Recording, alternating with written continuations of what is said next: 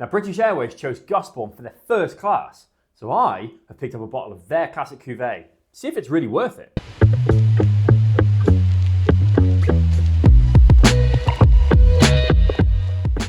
Hello and welcome to the English Wine Project. I'm Frazer, and today we're talking about Gusbourne Classic Cuvée. Now, Gusbourne don't really do non-vintage wines, so this is their 2022. So Gusbourne are one of England's premium winemakers. They're based mainly in Kent and West Sussex, and they make almost exclusively vintages. So rather than blending across years, all these grapes come from the same year, and each bottle is therefore a reflection of that year in England. So most champagne houses and other English wine producers blend wines across the years to try and produce the same style each single year. At Gusbourne, they get close to the same style, but they let each year really speak for itself. And because this is from 2022, what happened in 2022 really matters. So 2022 was quite a warm growing year in England.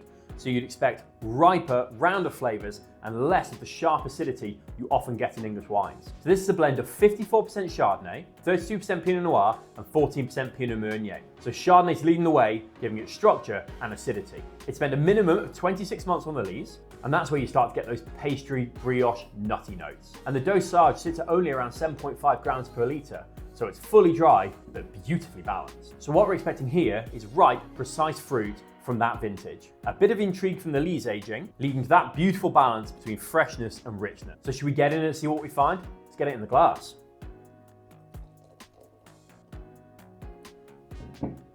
And look at that beautiful mousse. The fine mousse that comes from real time on the lees, that time after disgorgement as well, allowing everything to come together. And that's a really beautiful fine mousse. Really effervescent, a beautiful visual. It's not aggressive, it looks refined. So let's have a bit of a smell. And oh my, is that good. It's clean, it's sharp, it's precise. I'm getting a bit of brioche, I'm getting a lot of cream, getting a creamy melon pie. That's a thing.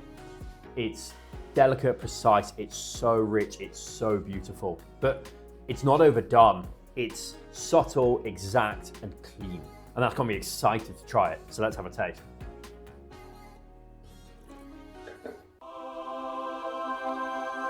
Wow. Yeah, it's really well put together. The fruit is there. There's melon, there's ripe apple, there's almost a pear note there, there's a lemon, but it's not leaping out at you. It's all beautifully balanced together. There's a nice acidity, making me want another sip, making me want another glass, making me salivate. And then there's that kind of lees character in the background, that rich smoothness that really ties it all together. This is a beautifully precise wine. It's well put together, it's structured, it's focused, and oh my word, is that a good representation of what 2022 was like. So let's get on the scoreboard. So the scoreboard in, I'm gonna give that a 4 in the visual. I think it's absolutely beautiful in the glass. It's hard to think of what could be prettier, but I don't want to jump the gun too soon, so let's give that a 4. Now the nose, it's a beautiful, creamy glass of wine. It doesn't necessarily grab you by the throat or make you dream like some of the other English sparkling wines I have had, but it's still absolutely stunning, so that's having a 3.5. The palate, this is my favorite classic cuvee so far. It's got so much in it. It's exact, it's precise. There's perfect little aliquots of each. I'm gonna give that a 4 on the taste. And do I want another glass? Well, let me tell you, I'm having the rest of this tonight. So I'm giving that a 4. And that gives it a score of 15.5. So let's get that on and get it on the scoreboard to see where we're at. Okay, well with 15.5, that puts it a point ahead of Night Timber and it goes to the top of our leaderboard.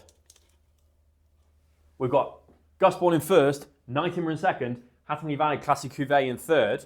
This isn't a wine that shouts about how good it is, you just feel it. And yeah, I'm having this glass.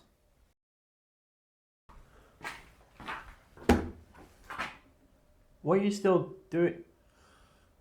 If you like English wine, and you want to know more about English wine, and you want more tasting notes from English wine, like and subscribe. It'll all be here.